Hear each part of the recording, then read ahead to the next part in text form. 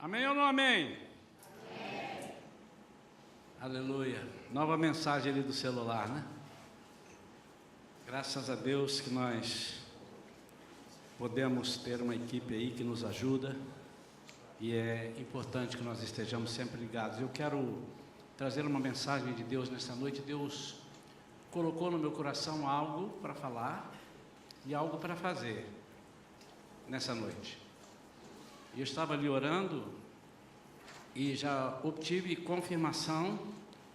É muito importante, às vezes nós estamos orando, preparando a mensagem. Eu não sou de preparar a mensagem com muita antecedência. Eu sempre gosto de deixar o Espírito Santo falando, e às vezes vai chegando o dia, a mensagem não chegou e chega. Mas mesmo assim a gente pede confirmação a Deus. E eu sempre que vou preparar uma mensagem e pedir que Deus fale comigo através dessa mensagem, a primeira coisa que eu peço é que Ele também fale com as pessoas que estarão ao alcance da mensagem, seja aqui ao vivo, ou seja através dos canais, internet, nas redes sociais. E a outra coisa que eu fico meditando, será que nós estamos entendendo que todos os domingos a gente vem à igreja para receber um comunicado do Senhor para prosseguimento da obra? Isso tem que ser a nossa conduta, e as nossas atitudes precisam estar em cima daquilo que nós ouvimos, daquilo que nós aprendemos. E é muito importante que nós nos esmeremos a fim de podermos praticar aquilo que o Senhor tem nos dado. Muitas coisas o Senhor já falou conosco que nós colocamos no bolso e não praticamos, e por isso ainda sofremos. Muitas coisas o Senhor já está pronto para falar, para fazer na nossa vida, e nós estamos atrapalhando com a nossa incredulidade, com a nossa ansiedade muitas vezes. E nessa noite eu peço a Deus que Ele fale a cada coração, para que nós tomemos atitudes em cima daquilo que o Senhor vai nos falar nesta noite. Amém? Curve a sua cabeça, feche os seus olhos. Pai, em nome de Jesus, nós estamos aqui com temor e tremor para trazer, Senhor, a Tua palavra, a palavra que o Senhor nos deu. Nós reconhecemos que sem Ti nada somos, nada podemos fazer, e que não somos capazes de trazer algo que converta corações, algo que restaure vidas, se não for através do Teu Espírito Santo.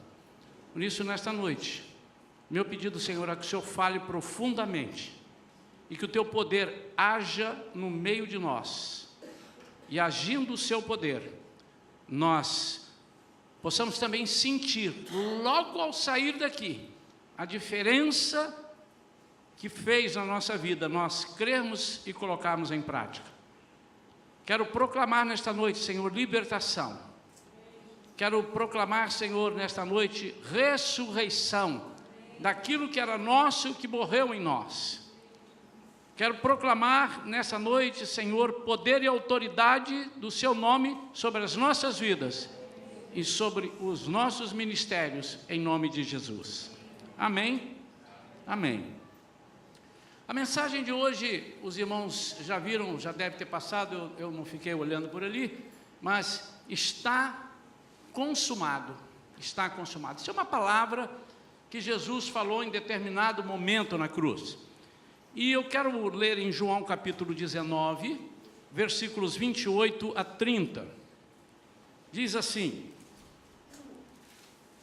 mais tarde, sabendo Jesus que tudo já estava concluído, para que a Escritura se cumprisse, disse: tenho sede.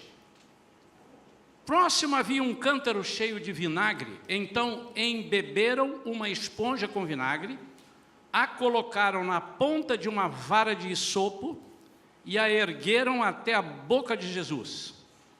Então, assim que experimentou o vinagre, exclamou Jesus: está consumado. E inclinando a cabeça, entregou o seu espírito.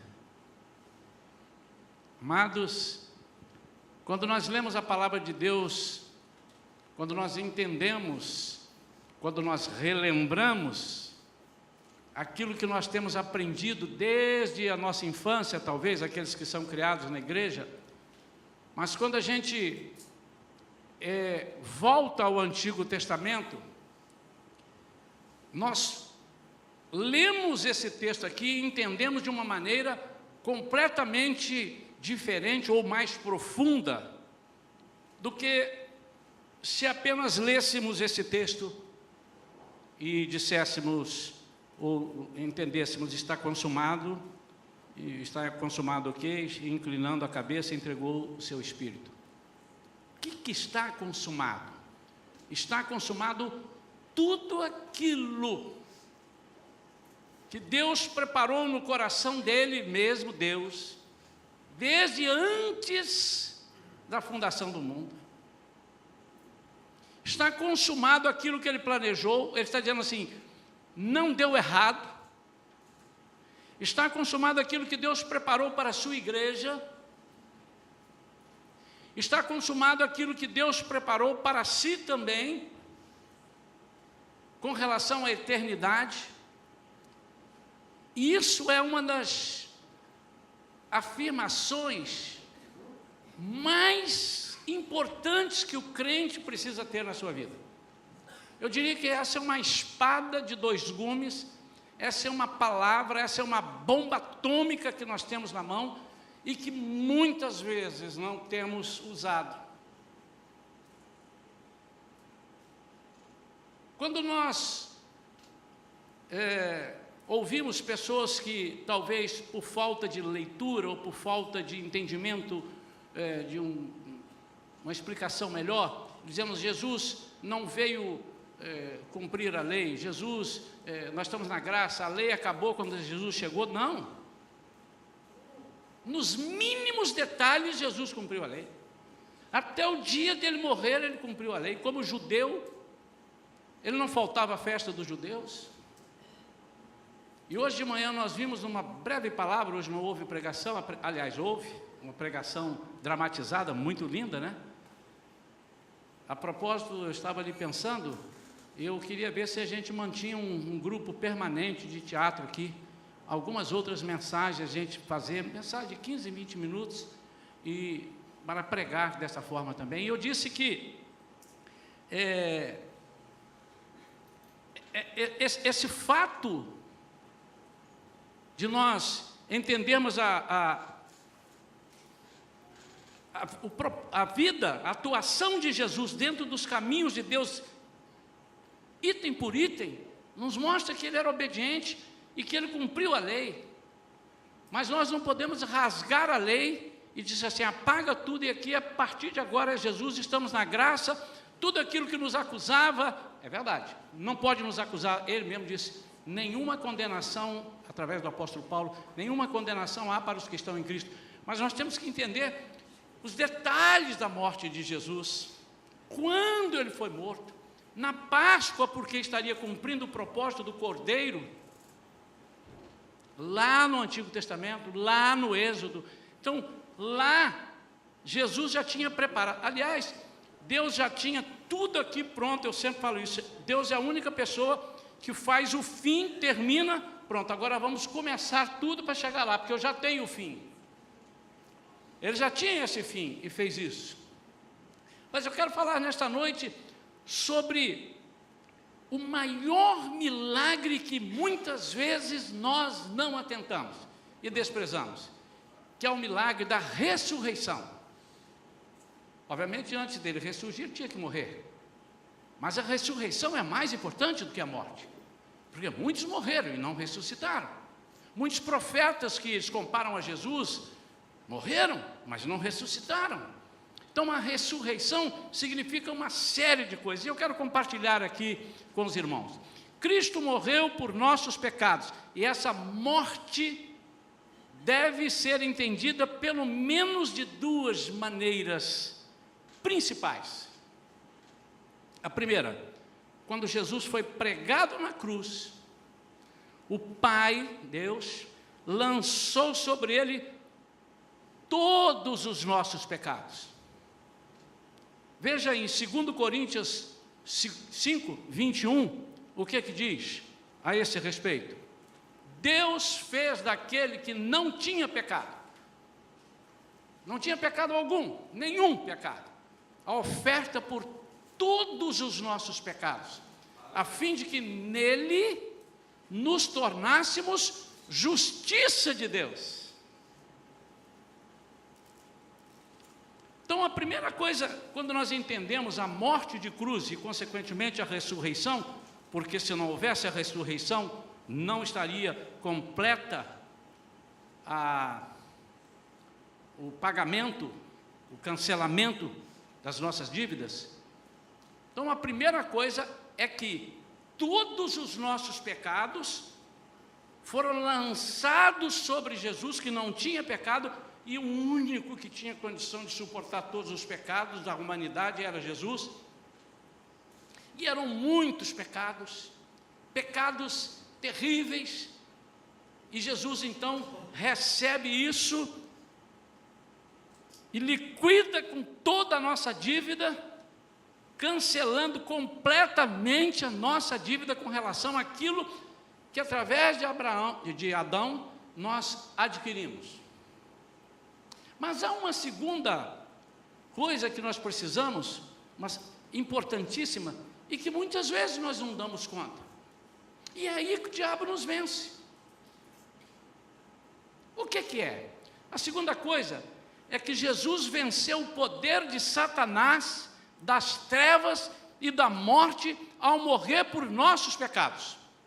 Colossenses 2,15 diz isso. Olha só o que diz Colossenses 2,15. E despojando as autoridades e poderes malignos, fez deles um espetáculo público, triunfando sobre todos eles na cruz. Você podia aplaudir a Jesus agora.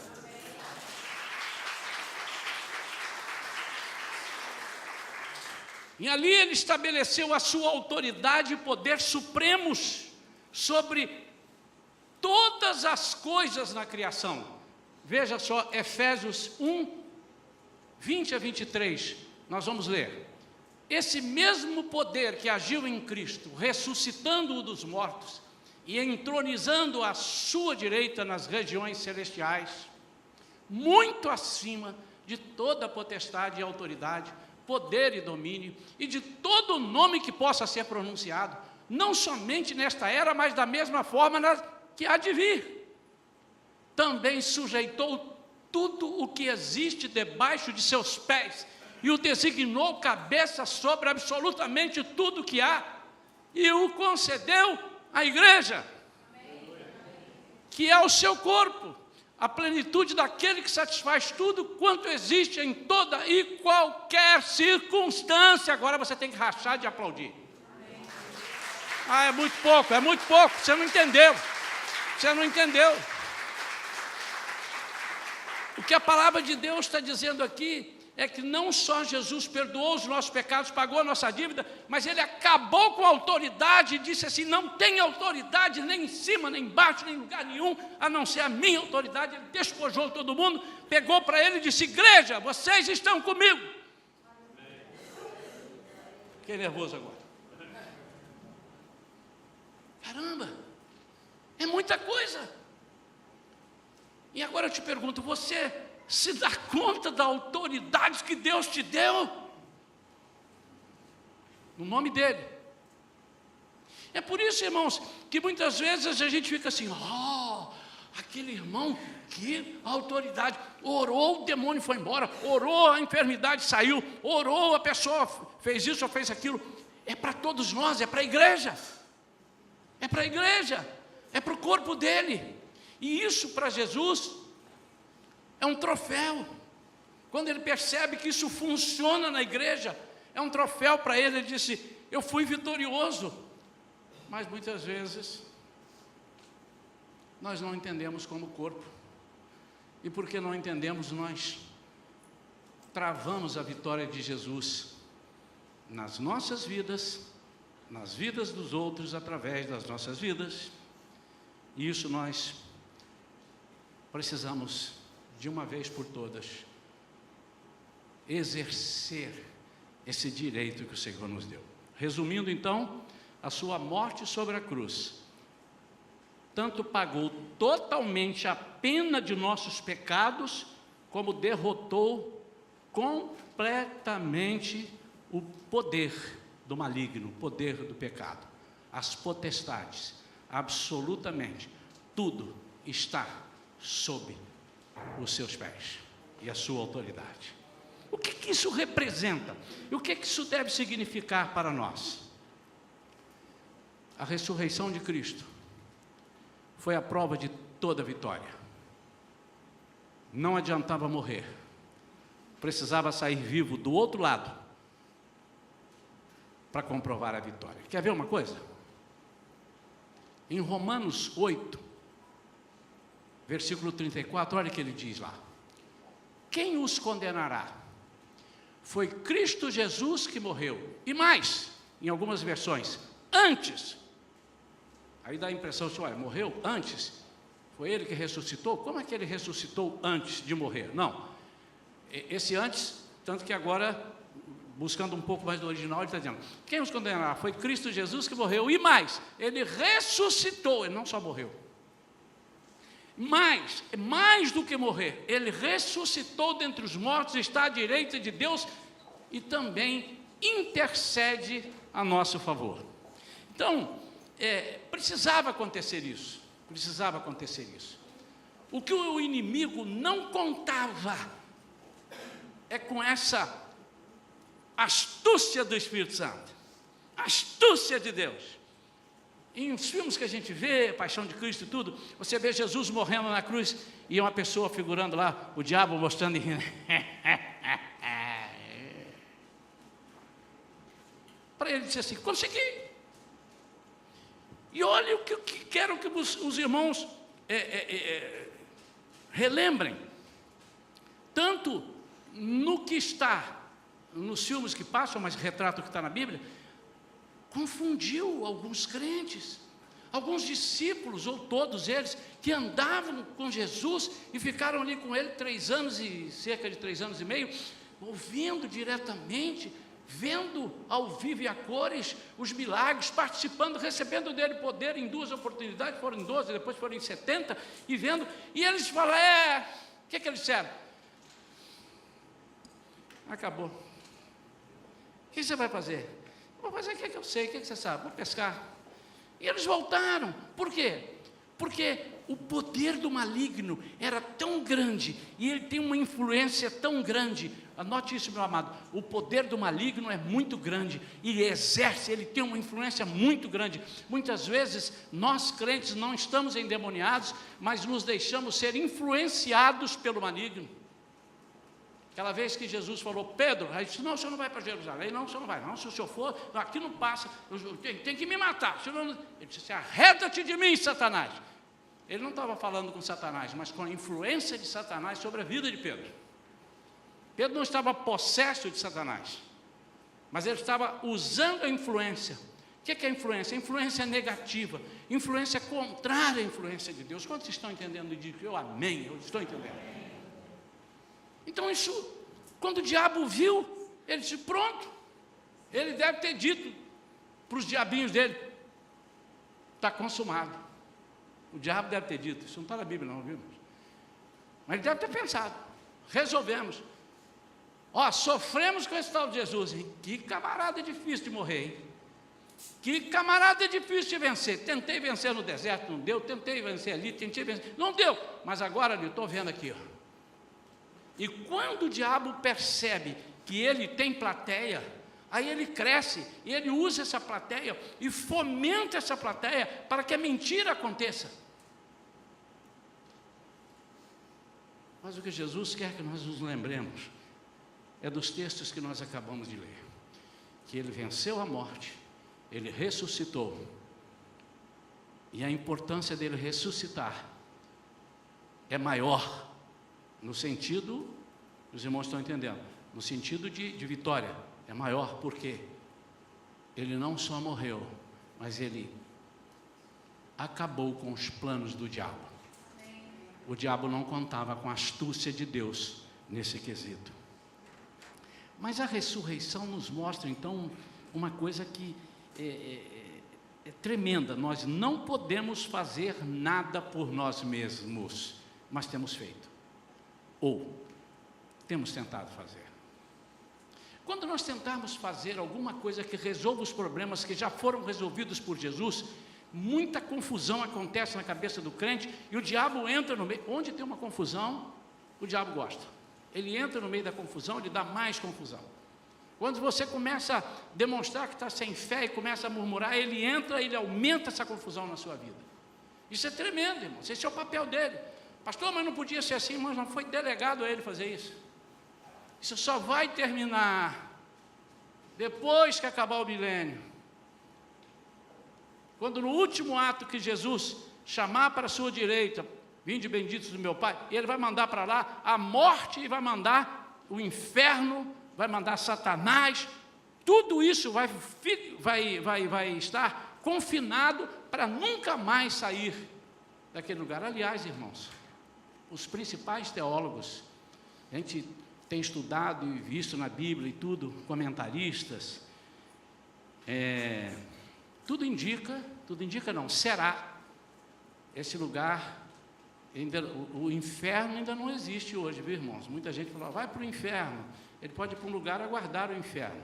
O inferno só vai quando Jesus determinar no final. Agora está aberto o inferno, vai lá para o inferno, porque quem vai dominar lá no inferno vai ser o diabo e seus anjos, etc. e tal. Mas esse pessoal estará num buraco negro.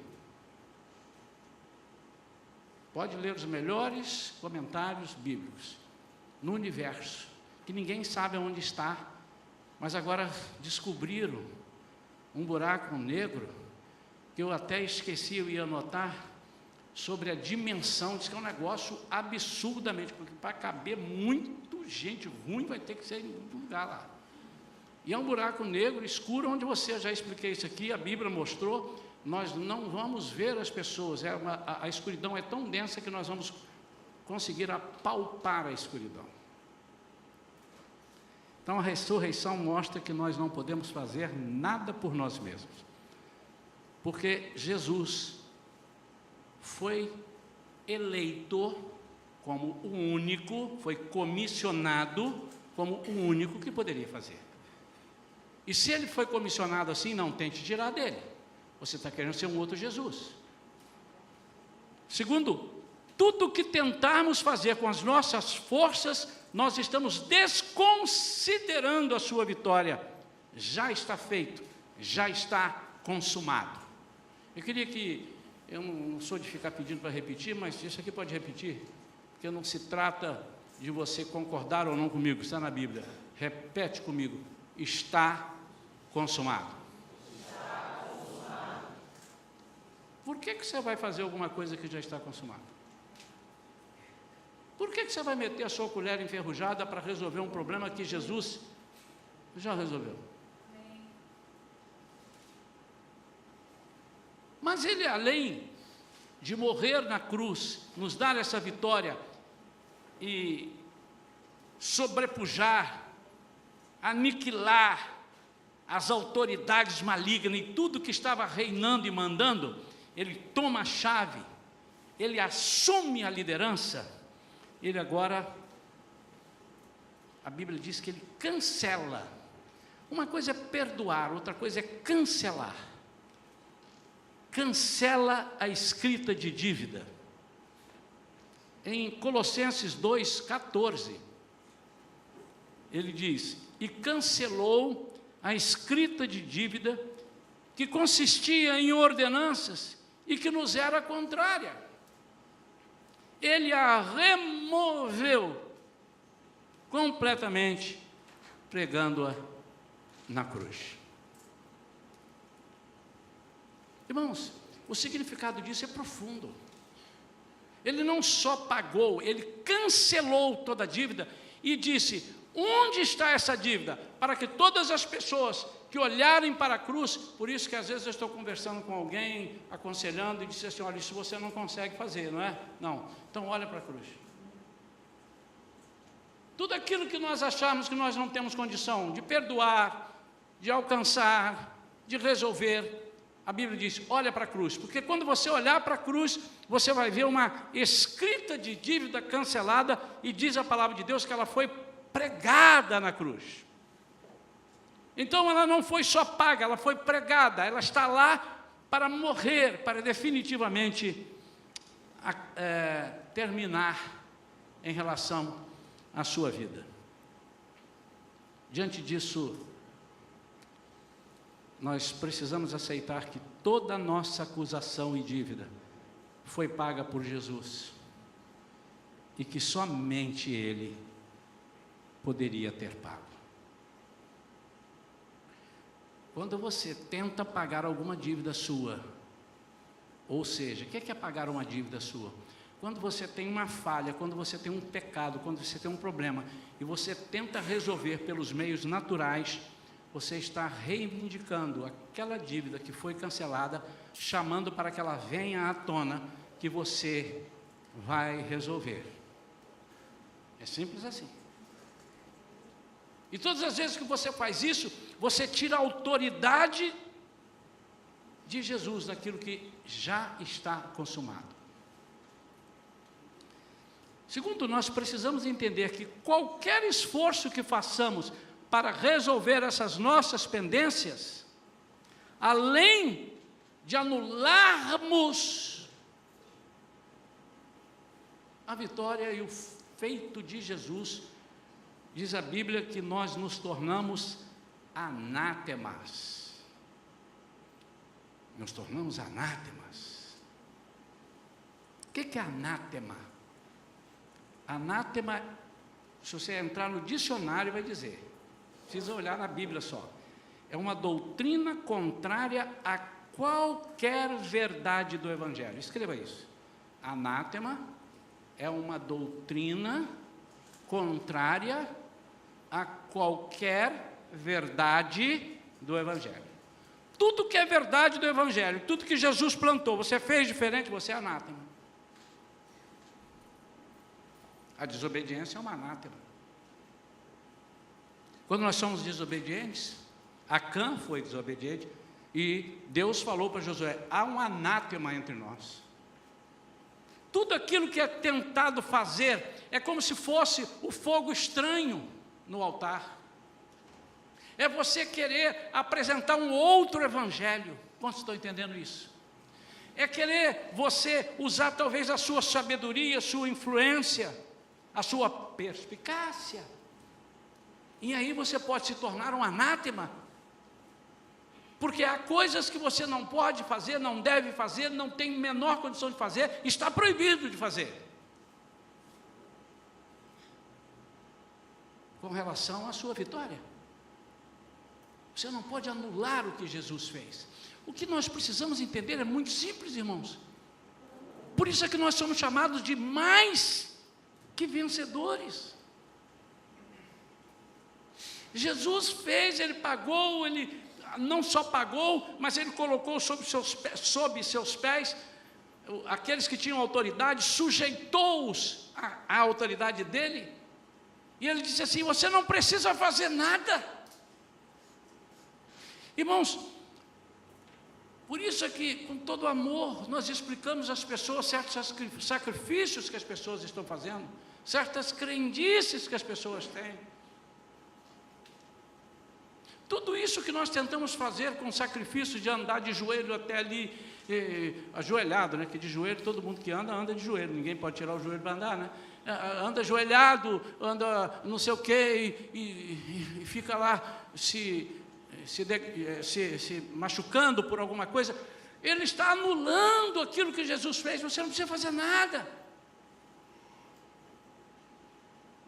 Nós voltamos ao Antigo Testamento, que não tinha Jesus, e o Antigo Testamento estava apontando, vai chegar um aí, é um Messias,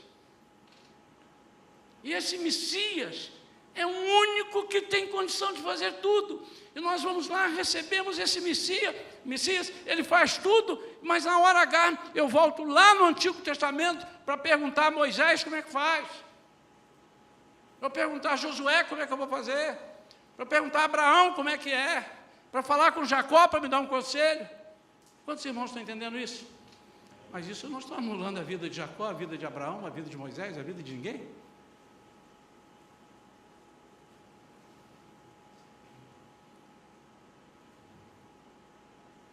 Toda doutrina contrária a qualquer verdade do Evangelho é anátema.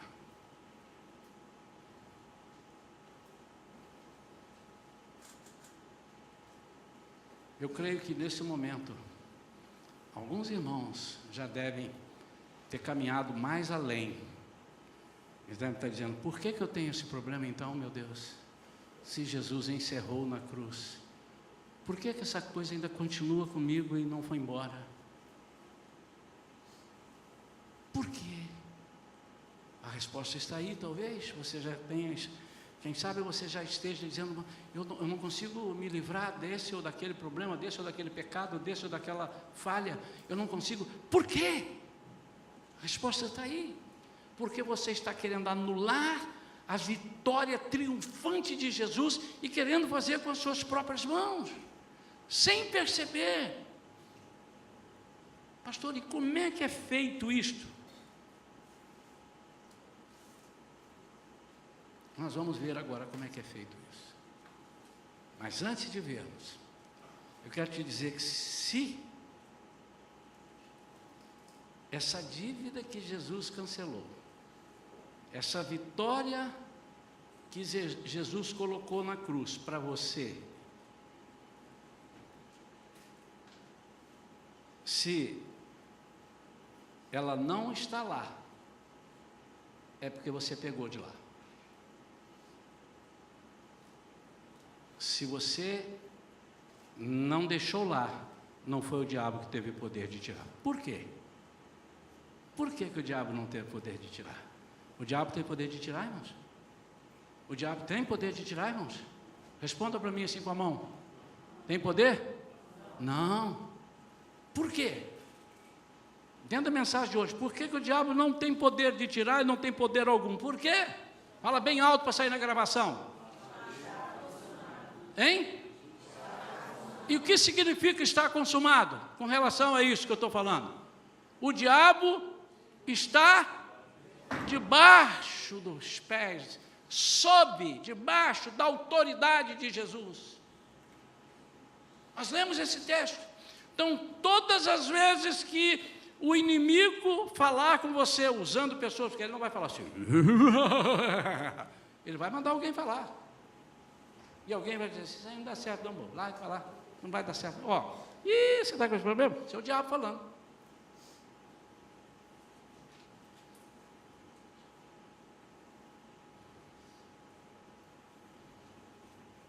Não seja mal educado, mas se alguém falar isso, você diz assim,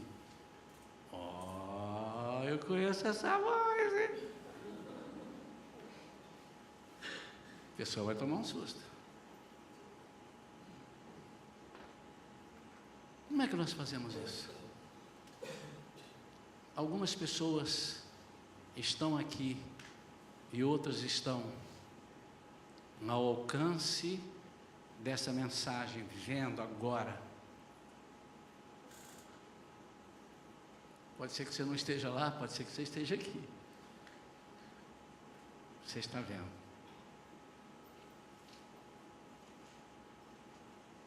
Sabe o que aconteceu? Você tirou da cruz aquilo que Jesus pregou lá. Você não aceitou a forma como que Jesus fez. Está querendo resolver do seu próprio jeito. E agora, para concluir e fazermos um ato profético, eu quero chamar dois textos. Aliás, quero chamar um texto. Depois eu chamo o segundo. Isaías capítulo 53, versículos 3 a 5 diz: pelo contrário, ele foi desprezado e rejeitado pelos homens, viveu como homem de dores, experienciou todo o sofrimento, caminhou como alguém de quem os seus semelhantes escondem o rosto, foi menosprezado, e nós não demos à sua pessoa importância alguma. E, no entanto, suas dores eram as nossas próprias enfermidades. Para aí um minutinho. Uma das coisas que Jesus fez foi o quê? Levar as nossas enfermidades. Enfermidades são doenças espirituais, são pecados, são maldades, são problemas que nos separam de Deus. Então, no entanto, as suas dores eram as nossas próprias enfermidades, que ele carregava em seu ser. Sobre seu corpo levou todas as nossas doenças, contudo, nós o julgamos culpado e castigado por Deus, pela mão de Deus, ferido e torturado. Mas, de fato, ele foi transpassado por causa das nossas próprias culpas e transgressões. Foi esmagado por conta das nossas iniquidades. O castigo que nos propiciou a paz caiu tudo sobre ele, e mediante suas feridas, a igreja 1, 2, 3 fala, e mediante suas feridas, meu amado, se você não está curado, porque você foi lá na cruz e arrancou sua cédula de lá. Eu quero fazer um ato com os irmãos agora. À sua frente aí, se você não tem, há 2 obreiros que estão disponíveis, ou mais até. Você tem aí um bloquinho de papel, tem papel, tira um e oferece, tira uma folha, um pedaço de papel. Pastor, eu sou obrigado? Claro que não. Mas é quase impossível que você não tenha alguma coisa para repregar na cruz. É quase impossível.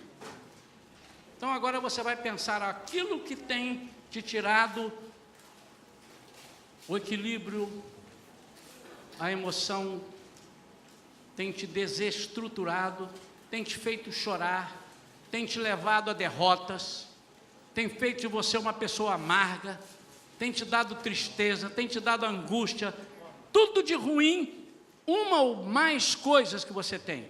E essas coisas eu vou dar nome. Você está com medo, você tem ódio, você não conseguiu perdoar, você não consegue se firmar no emprego.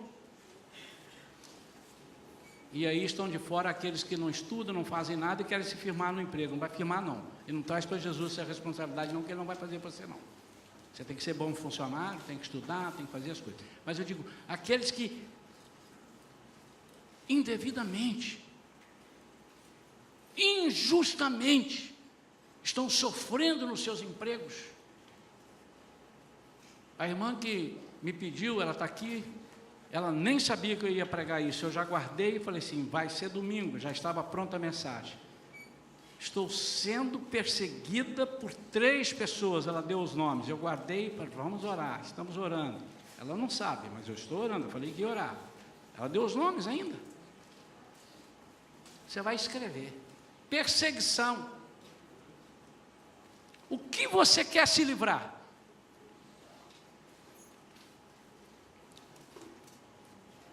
Há mais crentes do que eu imaginava, com princípio de depressão, com sintomas de pânico, há mais do que eu imaginava. Por quê? Se Jesus levou as depressões, se Jesus levou tudo isso na cruz, por quê? Nós vamos discutir isso agora. O que você prefere, meu amado e minha amada? Você prefere agora que eu fale mais 2, 3 horas, dê um treinamento, vamos buscar na Bíblia? ou você prefere a segunda hipótese? A segunda hipótese é que Jesus está me dizendo e me autorizando aqui agora: hoje eu vou te libertar.